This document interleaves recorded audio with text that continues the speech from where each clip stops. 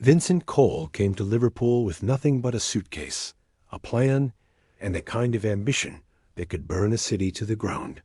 Ermir Doci, the ruthless Albanian kingpin who ruled the docks, had no idea that his empire was about to be invaded by a ghost from across the ocean. What began as a quiet power move soon turned into Liverpool's most violent underworld war, a clash between American cunning and Albanian brutality that left the city soaked in blood and fear. By the time the smoke cleared, both men had rewritten the rules of organized crime, and only one would live to see the dawn over the River Mersey. Please subscribe for daily new update of gang crime story and watch till end. Vincent Cole had always believed in one rule: opportunity hides in chaos. When he landed in Liverpool in 2014, he saw the city through that very lens. The skyline of cranes, container ships, and restless docks reminded him of New Jersey's old smuggling routes. But unlike America, Liverpool had softer borders, easier ports, and fewer people watching. It was the perfect place to rebuild his empire, far away from the FBI's radar. The American crew arrived quietly, posing as logistics entrepreneurs and import dealers. Vincent dressed like a businessman, always calm, always polite, but behind his gray eyes burned the hunger for dominance. He wasn't here for money alone. He wanted to control every route that touched the Irish Sea.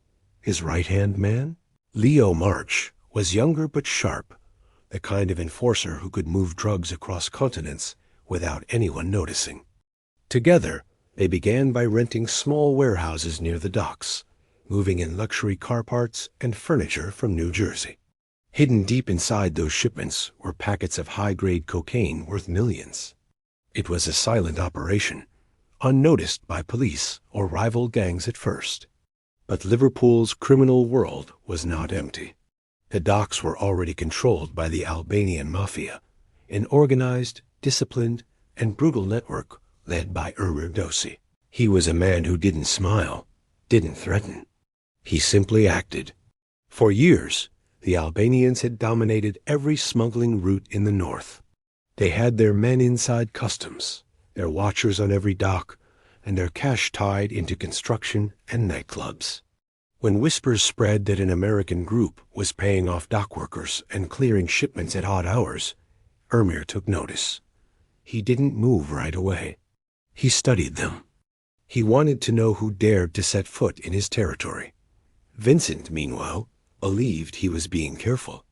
Every deal was done in coded language, every delivery made under a new company name.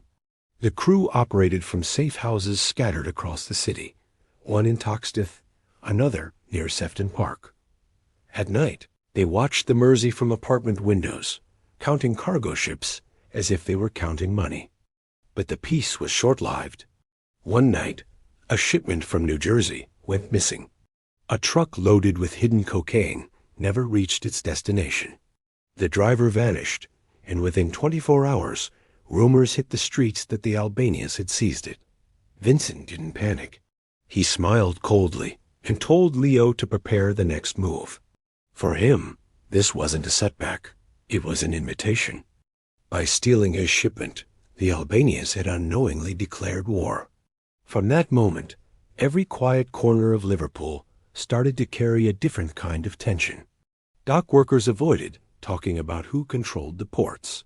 Police officers looked the other way during midnight movements. The city was holding its breath, waiting for the first explosion that would mark the beginning of Liverpool's darkest war, a war that would soon make headlines for all the wrong reasons.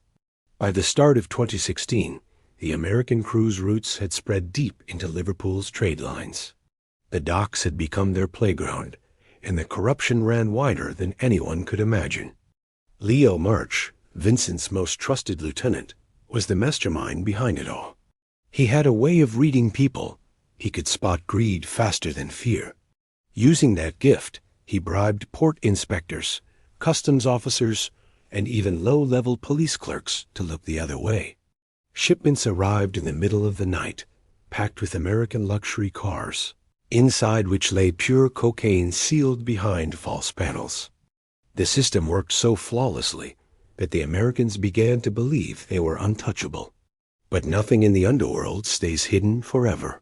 Ermir Dosi's informants inside the docks started whispering about strange movements containers being cleared without proper documents, drivers receiving envelopes of cash, and American accents echoing in the warehouses after midnight. For the Albanians, it was a direct threat to their rule.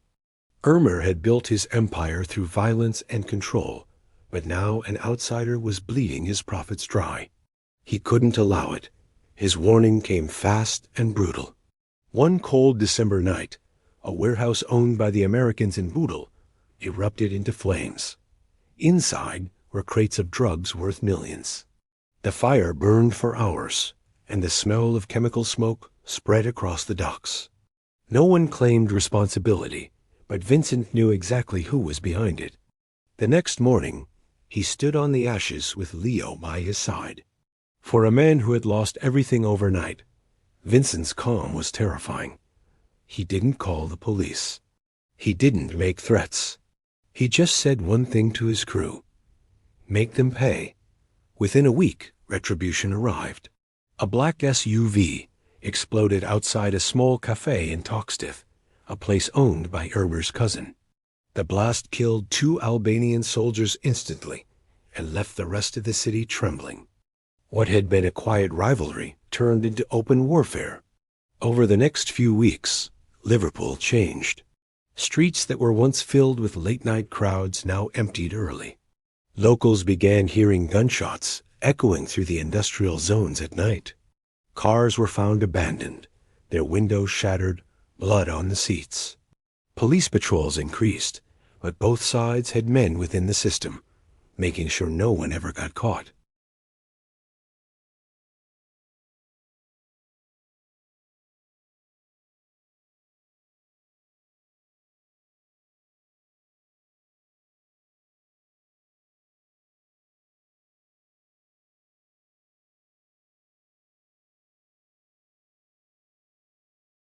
It confused the Albanians, made them hesitate, and that hesitation cost them territory.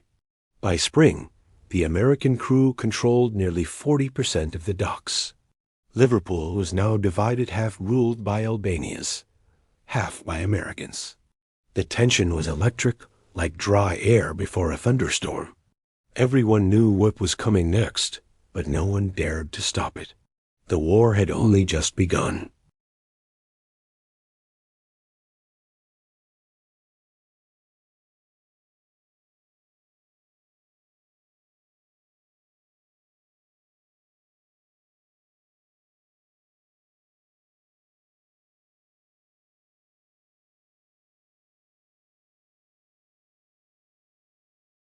The American crew had grown bolder, taking over warehouses and recruiting local dealers with promises of wealth and protection.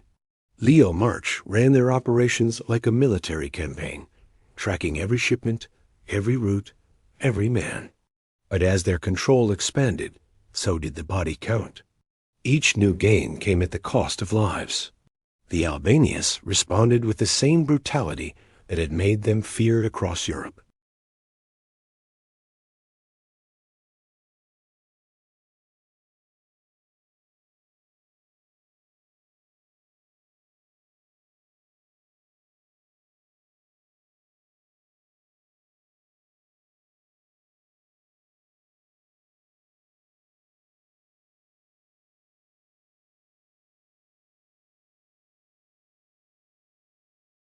The police tried to call it gang violence, but everyone in Liverpool knew it was a warning from Ermir.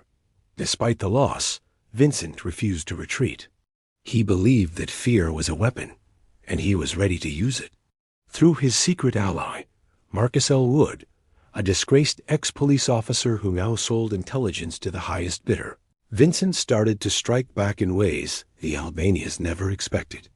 Marcus provided inside information about shipping inspections, border patrol schedules, and even undercover operations meant to target the gangs. The Albanians began losing shipments one after another, and Irmer's trust in his own men started to crumble. The docks turned into a battlefield of silence and shadows. Men who once worked side by side no longer trusted each other. Murders were no longer loud or messy. They were quiet, precise, and untraceable. Liverpool's police, already stretched thin, were powerless. Some officers were bribed. Others were too afraid to interfere. Locals whispered that the city was cursed, that the Mersey River had become a dumping ground for the dead. Vincent's strategy worked for a while.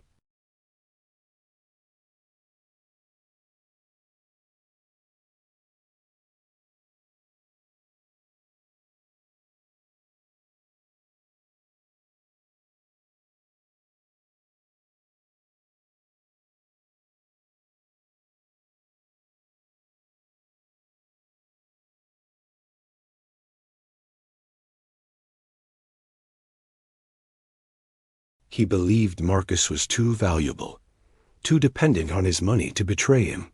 Still, the tension inside the crew grew. Paranoia spread like wildfire. Members started watching each other more than the enemy.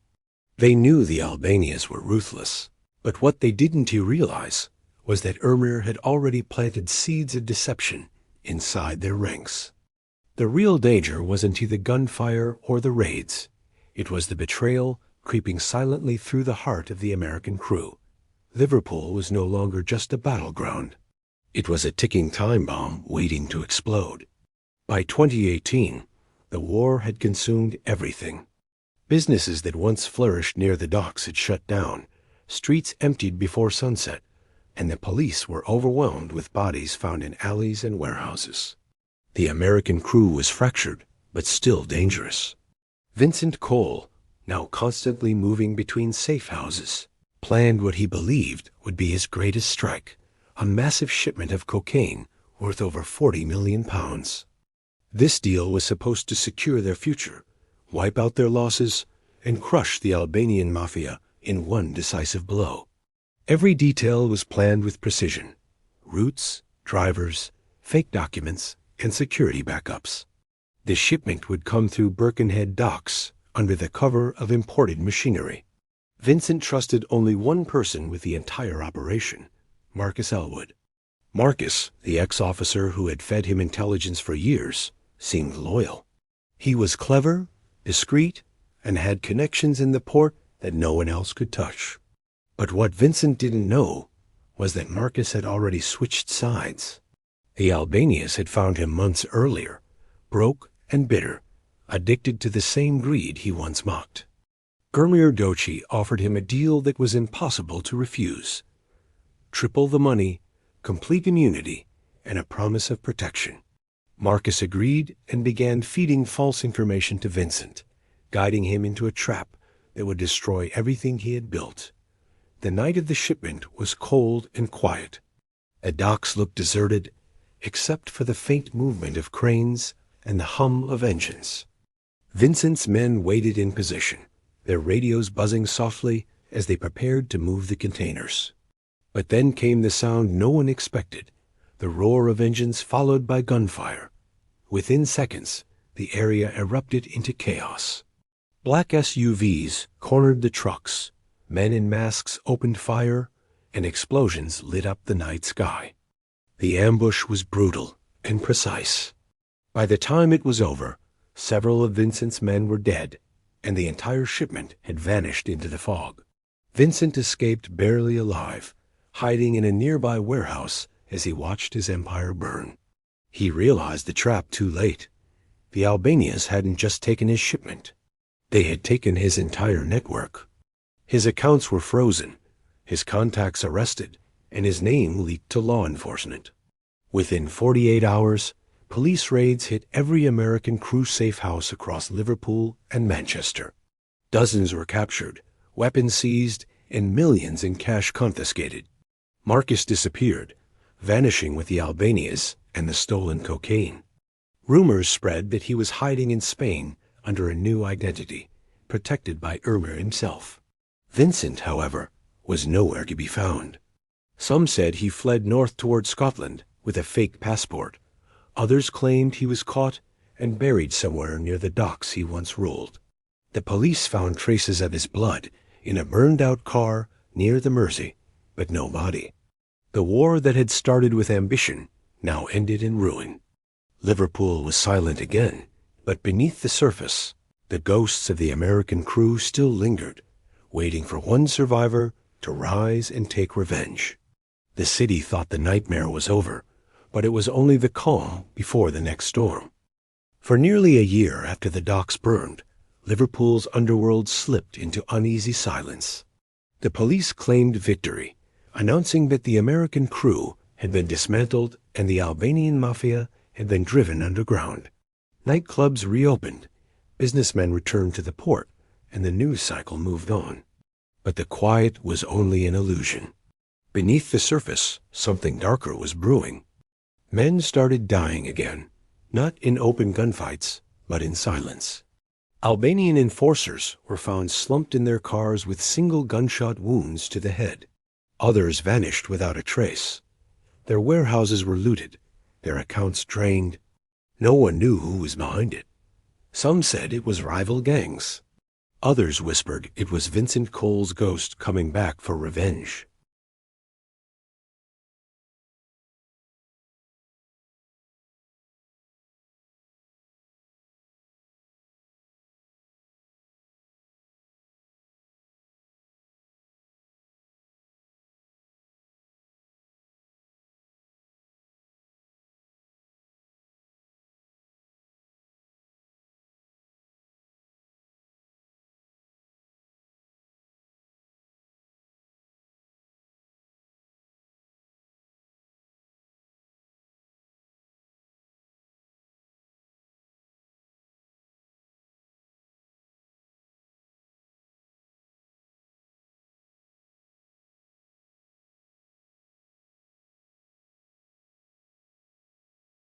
Using encrypted phones and digital currencies, they launched a silent war against the Albanians. Every move was calculated. Drug shipments were intercepted, accounts drained, and safe houses raided without warning. Leo didn't want to reclaim territory. He wanted to erase the people who destroyed his family. Each hit carried a message, a bullet engraved with the letters AC for American crew. Ermir Doci, now living in luxury and believing he had secured Liverpool, started to panic. His empire was crumbling piece by piece. The same fear he once used to rule was now consuming him. He moved constantly, changing locations, avoiding calls, and trusting fewer men. He hired more guards, but it didn't matter. The syndicate always knew where to strike. They had information no one else could access, thanks to one of Ermir's own men who secretly worked for Leo, feeding him details of every movement. Liverpool's docks once again became a stage for fear. But this time, there were no loud explosions or public murders. Everything happened quietly, efficiently, almost invisibly. The Albanians began abandoning the city, moving operations to Manchester and Birmingham, leaving behind empty clubs and burned-out warehouses. Leo watched it all unfold with cold satisfaction, knowing that every loss Ermir suffered brought him closer to the end. The police couldn't trace the syndicate. Their attacks were too clean, too modern. They left no evidence, no witnesses, no leads. Rumors of a ghost gang spread through the underworld, men who killed for revenge, not money. By the end of the year, Leo's name had returned to Liverpool's darkest corners, whispered like a legend. The last survivor of the American crew was back, and this time he didn't want control. He wanted justice written in blood. By 2022, Liverpool's underworld was living in constant fear. The once powerful Albanian Mafia was crumbling, their leaders vanishing one by one, and whispers spread that Leo March, the last ghost of the American crew, was hunting them down. No one knew where he was hiding or how he got his information, but every few weeks, another high-ranking Albanian was found dead, their cars riddled with bullets or burned beyond recognition. The police called it retaliatory violence. The underworld called it justice. The docks, once a symbol of power and trade, now stood silent under a haze of smoke and salt, carrying the weight of years of bloodshed. Ermir Doci, the man who once ruled Liverpool's criminal empire, had become a prisoner of his own paranoia. He moved between safe houses every night, constantly guarded, sleeping with a gun under his pillow. His men were terrified, his money was shrinking, and his allies in Manchester refused to help. He knew Leo was still alive, and that Leo would never stop until the last debt was paid. In desperation, Ermir decided to end it once and for all. He gathered his most loyal men inside an abandoned factory near the River Mersey, the same place where the first blood of the war had been spilled years before. His plan was simple: lure Leo into the open and finish him. But Leo was already one step ahead. For weeks, he had been watching Ermir's movements, tracing his communications through a hacked network of encrypted phones. He knew about the meeting, the guards, the weapons, everything. The syndicate had shrunk to just a few loyal members now, but Leo didn't need an army. He needed precision. On a cold November night, he struck. The attack was fast and merciless. Silencers replaced machine guns, explosives replaced words. The air around the factory exploded into chaos as flames swallowed the old steel beams. Ermir's men fought back, but they were outmatched and outsmarted. Leo moved like a shadow, driven not by rage but by purpose. Inside the burning factory, the final confrontation unfolded. No one witnessed what truly happened between Leo and Ermir, but the aftermath told the story. By morning, the fire had destroyed everything. The police found charred remains, twisted metal, and melted weapons. Among the ashes lay Ermir Doci's body, identified by his silver ring. But there was no sign of Leo Marsh. Some believed he died in the explosion, buried beneath the wreckage. Others swore they saw a figure walking away from the smoke, disappearing into the misty dawn over the Mersey. The government called it a gang war's tragic end. The news cycle moved on, but in Liverpool, the story became legend. People said that sometimes at night, when the tide is low, you can still hear the echoes of gunfire across the docks, reminders of the years when two foreign empires fought for control of a British city. The American crew was gone, the Albanian Mafia destroyed, but the scars remained carved into the city's soul. Liverpool rebuilt itself, but it never forgot the price it paid for power. The war had started with ambition and ended with ghosts, leaving behind only silence where once the underworld roared.